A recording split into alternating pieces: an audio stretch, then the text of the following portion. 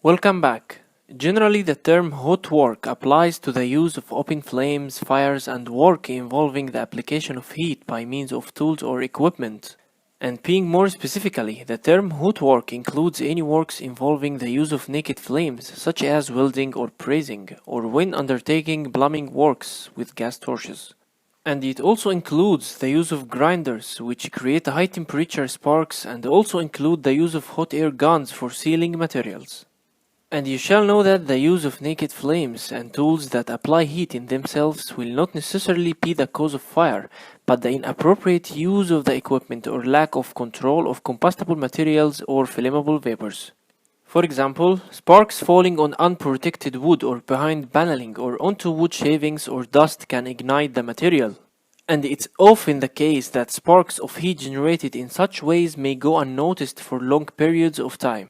And waiting the correct conditions, such as providing additional oxygen supplies to complete the fire triangle. Also, open fires, such as the bonfires to burn the site rubbish, are prevented in the construction operations due to the fire risk. Also, some operations, such as the laying of bitumen in a flat roofing operations, which requires a bitumen boiler which is powered by the LPG, and actually it can lead to a significant risk if not managed effectively. And you shall know that the use of bitumen or tar boilers can present a significant risk, and such fires can be due to the poorly maintained equipment and the poor position of the boiler or poorly supervised units, which allowing the boiler to boil over or boil dry. Also attempting to move boiler while the burner is still alight, and the overfilling of the boiler allowing the boiler to boil over.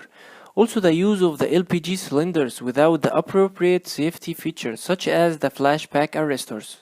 Last example we have is the use of oxy-fuel equipment such as the acetylene and the propane, which are responsible for a number of fires in construction and maintenance operations. And many of the key causes of that are the poor maintenance or the use in close to combustible or flammable materials. In addition to the poor handling and storage arrangements for cylinders of acetylene. Finally, there is an important note about the acetylene. You shall know that acetylene is an extremely flammable gas and it's different from other flammable gases because it's also unstable.